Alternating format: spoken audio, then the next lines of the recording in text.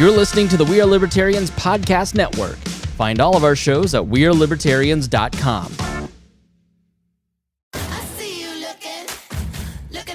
Hey loves, Haley Steinfeld here. Let's be real. When I'm on the red carpet, everyone wants to know whose dress I'm wearing. But here's the thing. We're so focused on those details, we're missing something that's actually way more important. Breast health. It's wild. Breasts get so much attention, but they're still so ignored when it matters most. Don't know what I'm talking about? Tune in on February 9th and visit yourattentionplease.com. That's yourattentionplease.com. See you then. When your makeup's so loud, you can literally hear it. That's NYX Professional Makeup. To capture that sound, NYX has spotlit 5 rising female artists, collaborating with each one to create music for the debut NYX Tape, an album inspired by the latest NYX Professional Makeup drop. NYX Tape, the sound of NYX Professional Makeup. It's makeup so loud you can hear it. Listen now on Spotify.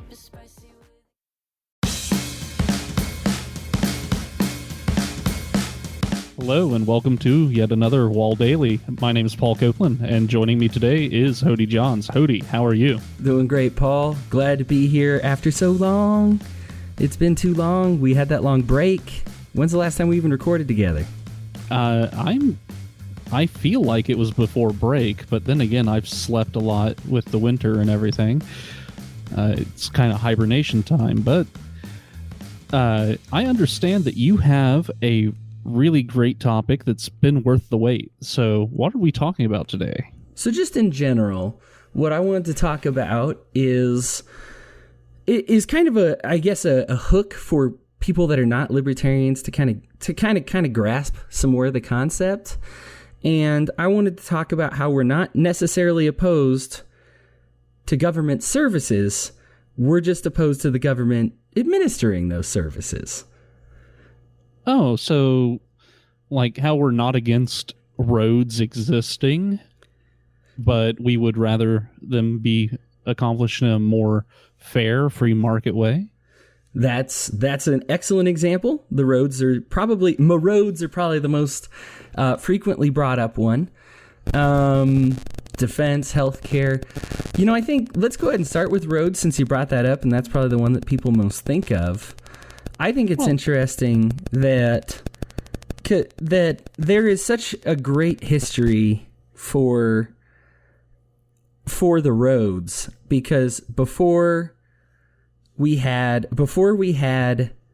the government taking over the roads, people would think, oh, well, what was it, all private tolls? I got to pay every single left and right that I get. Most of them were actually like the government, well, not the government at all, but businesses and corporations saying, well, I want people to access my stuff more. So what's the best way for people to access my stuff? Well, for me to sell my goods, I want to be able to connect my commercial area to these residential zones. And so they actually forked over the cost. So a lot of people think that the costs are just going to get forked over to us somehow, so it might as well be through taxation. But that's not even the case. Other people did it for us. And then, farmers actually had a lot to do with it, because farms specifically are out in the middle of nowheres most of the time. And that's kind of how it worked. And so it's funny that people think of the roads as the worst, or the thing we could least be able to do if we weren't taxed for it. And it's something that the private market was pretty much doing a good job doing until we really until the government stepped in. And now we've got gridlock. I don't know. Is there anything you want to add on the roads front? Well, I mean, roads and public access right-of-ways have been a part of common law for well over 300 years. It goes back well into English common law that the margins of your property were places that people could use to get to other properties. That way you didn't box people in. But I think one of the major concerns is that people look at the time before the government taking care of roads was largely a time before the modern automobile, and the expenses have gone up quite a bit.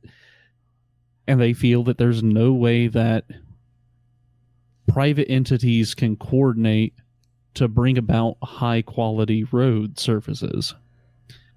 But, you know, I feel that that's blatantly false when you look at just how much of the world is paved and how much of that pavement is surfaces such as parking lots and other privately owned pavement types. So yeah, that's true. Yeah, because you got it's not even all just transportation. It's also where you park and store your transportation and everything in between. It's so... I guess I haven't necessarily heard the argument that, like, oh, we're just too modern for government to not do it. Because most of the time I think of modern stuff as like the internet happening without government and then the government really trying to interfere with it. Especially since, like, a lot of the people in Silicon Valley said, what was it? Bill Gates and Microsoft. Was he the one who said, I wouldn't have been able to do Microsoft with how much the government has taken over? I wouldn't have been able to found it in my garage anymore. I'd have needed all these licenses. I forget who, but that's part of the issue, right? Is that you have these tech giants, and now they say, well, yeah, we got all these government regulations. It's too bad we wouldn't have even got our feet off the ground in this day and age. So I feel like government always stifles technological advancement as opposed to, like, encourages it. But that's I guess, my observation. Is there some example that I'm missing here of where the government has, like, really helped push us forward? Well, no, I don't think that it's a matter of the government helping push us forward, but I think that the layperson looking at the issue is going to say that, well, yeah, it's really easy to have private roads when they're basically just an area cleared from plant growth so that you can drive a wagon over it. But, you know, private companies know how to make pavement, how to lay down pavement and keep it, you know, accessible to vehicles.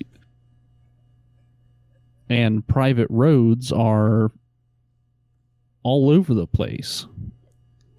It's one of those concerns that I think somebody might have, but I don't think it necessarily is as daunting to overcome as some people might think it is. And when we say private, a lot of people think, oh, it's just going to get corporatized, but we are talking about public demand being the largest thing that kind of pushes an economy. So even if it's the big guys doing it, you know, the big corporate guys doing it, which I guess take your pick between if you trust, you know, big business over the government. You know, at least there's multiple big businesses. There's only one government, so at least you're demonopolizing it. But even then, those businesses are doing it to cater to us, to the people. So I guess I don't see the threat in it, because they would do it to make it more streamlined. They want their workers to get their places safely and on time. They want their consumers to get there safely and quickly. And so it seems to me they'd be pushing for quicker, you know, maybe even as opposed to just more roads, which sometimes, like I said, can create some gridlock, which the government has been known to be able to do because they give you the quantity and they don't give you the quality. And then speaking of the quality, if I damage my car on a public road, there's nothing I can do about it because they're not held accountable. Whereas if a corporation owns a highway, well, guess who's responsible for maintaining and cleaning up that highway? You know, and making sure that it looks nice. You know, it's not nobody. It's a corporation. And so I'm not saying it all needs to be corporatized. Obviously, if it's privatized, somebody personally, in fact, I believe our oldest highway in the United States was just some farmers that all in one day made a joint effort to lay some pavement down, and they did it all in one day, and it expanded across several states. I believe that's the oldest highway we actually have in the U.S., and it's drivable because somebody else is accountable for it, and they didn't make it like They didn't care about your car because, frankly, the government doesn't care about your car. No incentive. And to underline that point, here in Indianapolis, there is a program to pay people whose vehicles are damaged due to the neglect of the city in taking care of our massive pothole problem. And by the numbers, in 2016, 215 people filed a claim through the official system. Hodey, could you venture a guess of how many of those 215 people were reimbursed for the damage to their vehicle? I'm hoping it's not 0, but I'm thinking that that's probably somewhere in the ballpark. Oh, it's in the ballpark. 4 out of 215 people. Okay. So out of government damage, government gets incompetent, allows potholes to happen, doesn't fix them, people get damage to their car, and they won't reimburse almost anybody, it seems.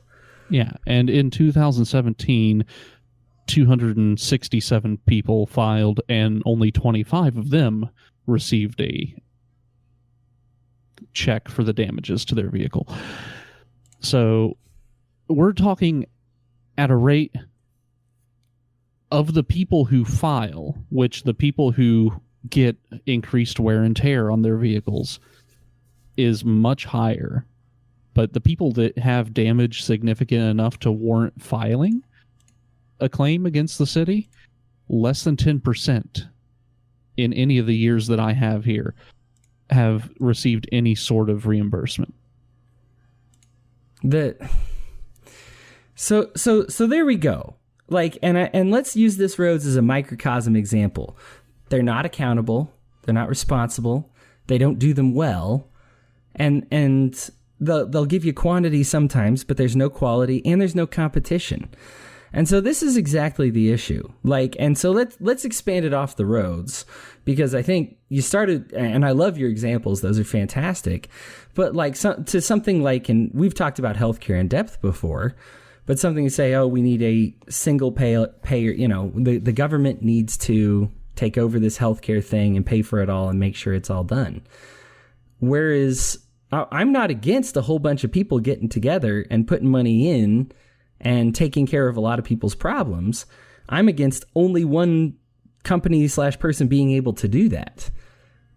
You and I, if you, Mr. Listener, dear listener, Mrs. Listener, Miss Listener, Listener Junior, whoever you may be, are listening to this and have not heard Paul and I talk about how to fix healthcare, we got a lot of positive enforcement on those episodes, and I think you should definitely listen to them.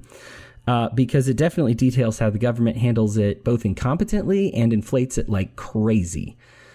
And you look at free markets that are able to provide these life-saving drugs and operations and surgeries. And I know that the rest of the modern world is doing it too. Well, the rest of the modern world is paying these increased prices as well. And that's why people are going to Mexico to get their crowns filled in. I mean, I'm sorry about your modern world and how you love it so much and how we love to copy France and everything that we do, but there's some things they just don't do well. And we did them because we all became, big governments. We're the biggest countries in the world, so our governments got big as well. We decided to embrace it because it's big government, why not? And we're paying too much, It's just... So, again, this is something that we're not against people doing. We're just against a single monopoly doing it. And I am not sure that I know of too many people that even claim to be big government that love monopolies enough to want that. Yeah. Isn't that one of the things that we've entrusted our government with tragically here in the U.S. is busting up monopolies, and yet we expect them to perform the biggest monopoly there is on so many different industries? Right, they become the single monopoly, yeah. So, there are a plethora of different things that the government does today that would be handled much easier and better and more affordably by private certification boards or any number of different services out there, and even nonprofit organizations that would handle things such as poor relief in a better way than our current government funding systems do. The problem of poverty and welfare, we have expanded the percentage of people on poverty since we even started the programs. So here's the thing, is if it's a free market and the free market tries a solution and it doesn't work, or it makes the problem work, what does the free market do, Paul? Generally, we get rid of that program and acknowledge it as a failure and move on to something better.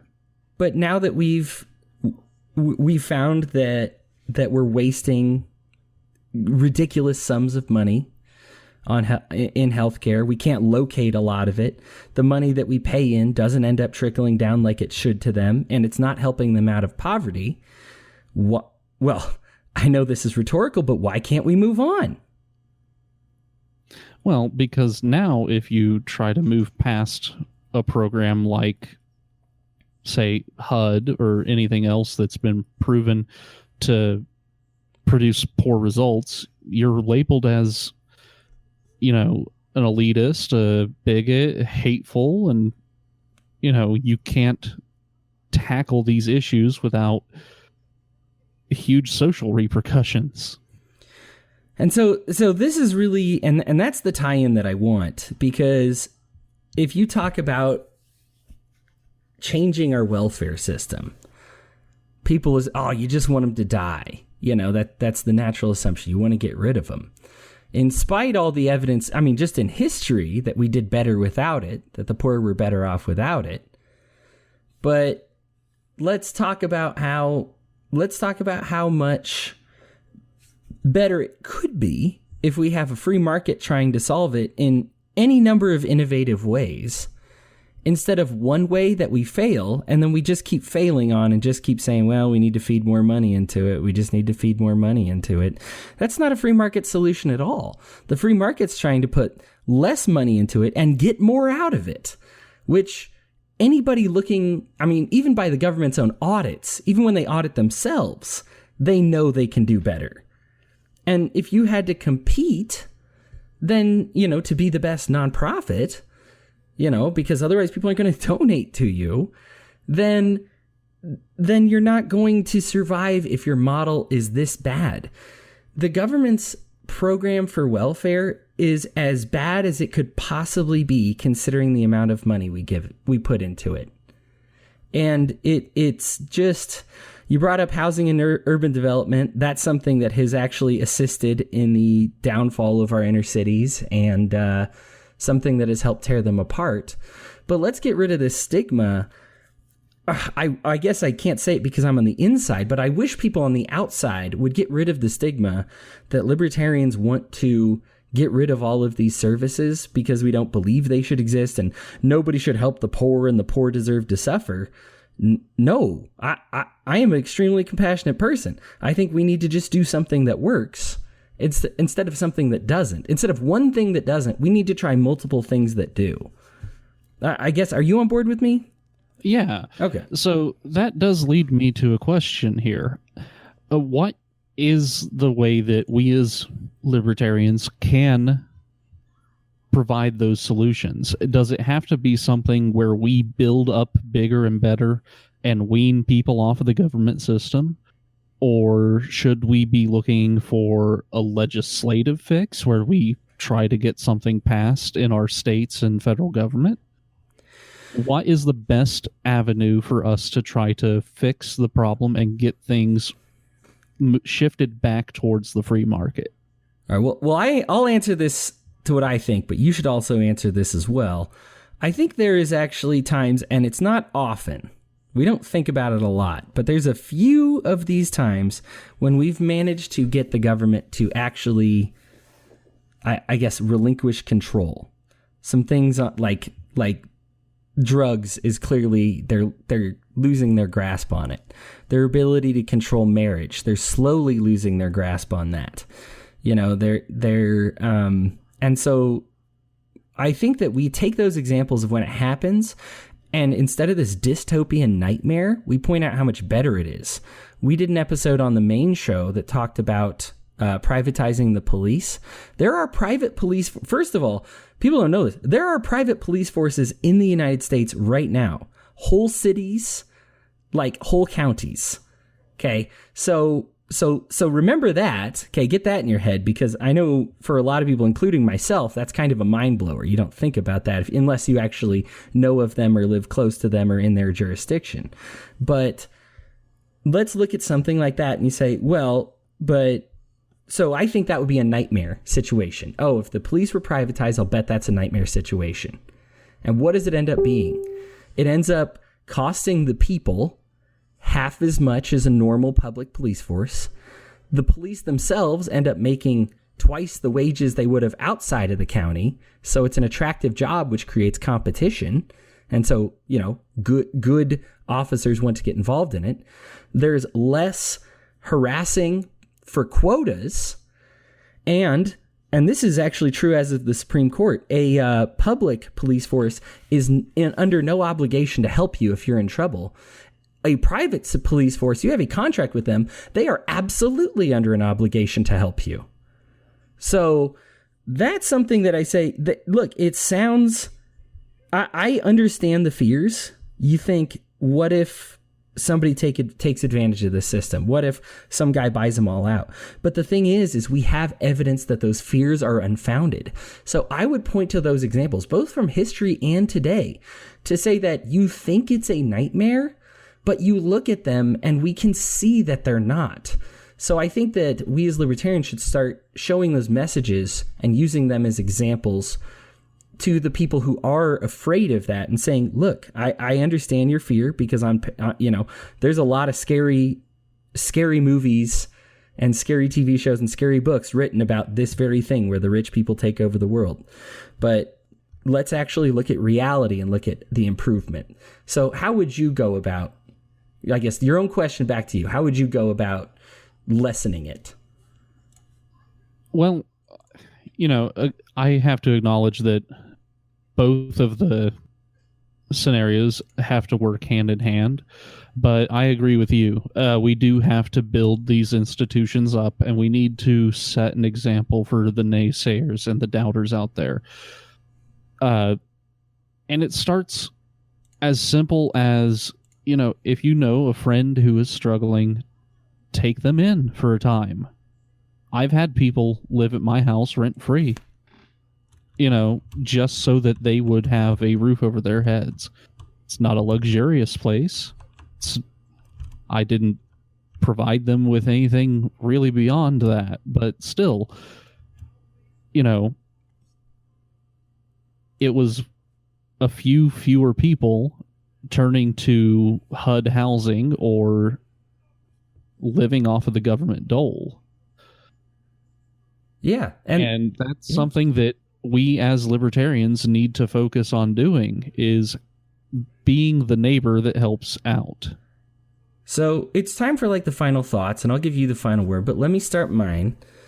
I think that here's the way the conversation needs to go from now on.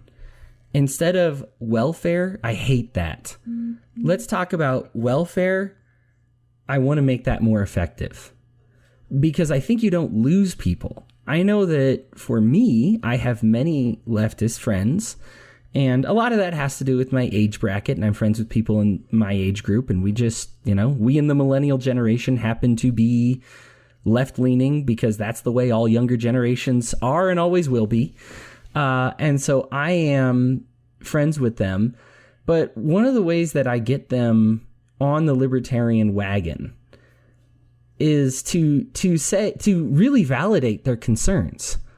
Because the reason they support these institutions is because they're worried that, and unfortunately some libertarians voice it this way, but a lot of right-wingers too, say, well, let's just end these programs, and replace them with nothing, and then nothing goes on, and we just end up suffering a lot. And I say, no, I want to be even more concerned than they are about the problem. So instead of saying, oh, it's too bad, but I guess, we shouldn't tax for welfare, but it's too bad about all those people who are suffering. Say it this way instead. Say, I care about those people who are suffering, and I really want to get at it. And so here's a much better way to get at it. I want to give them the maximum amount of help that they can get. I want to help them become productive members of society, and I'm concerned that they won't be. And so I don't like this monopoly, and most leftists hate monopolies, right? So if you phrase it that way, that could help. But also just say, I really want to, let's replace it with this instead. And yeah, maybe what you replace it with is a free market solution, and it's not something the government does. But the bottom line is it's something that has happened, both in history is on our side and current events are on our side. So I think just be the more concerned person when we say, let's not publicly fund blank. Let's say, yeah, let's fund it this way instead, because that's better for those people and better for us. And that's how I would go about it, is by trying to be the more compassionate person as opposed to the less compassionate person. All right, Paul, final words are yours, baby. Yeah, this entire do-it-yourself mentality has really come to a head here in the last couple of weeks with the government shutdown. And we've seen Libertarian Party groups all across the country take it upon themselves to go out and clean up the national parks, clean up areas of their community that they use, that they love. And they're doing it partly to set an example, but also just because it needs done for people that want to enjoy these spaces. Having a clean park is fantastic. So, if you can get involved in your community and set an example with a trash pickup or a food pantry. That's been another one that's been very popular here in Indiana amongst the Libertarian Party. So, set the example in your community and be the sort of person who you want to be a member of the community with. Be the neighbor that you would value having. Because you really want to, if you're going to help prove that society can work without us or without a government, you need to prove that you're a good neighbor, Real quick, Paul, just because you brought it up, are private parks or public parks cleaner and well taken care of? You and I had a whole episode about this. That we did, and it would not surprise many amongst this audience to learn that private parks tend to be more cleanly and well maintained and safer than public parks and wilderness areas. It's a crazy thing, that free market incentive, isn't it, Paul? It really is. It's like people feel responsible for the things that they directly own. Yeah. Well, Paul, great episode, man. I appreciate you doing this. We have already made plans to do this thing next week, so we will be talking to each other real soon. All right. Until next time, Hodey. Adios.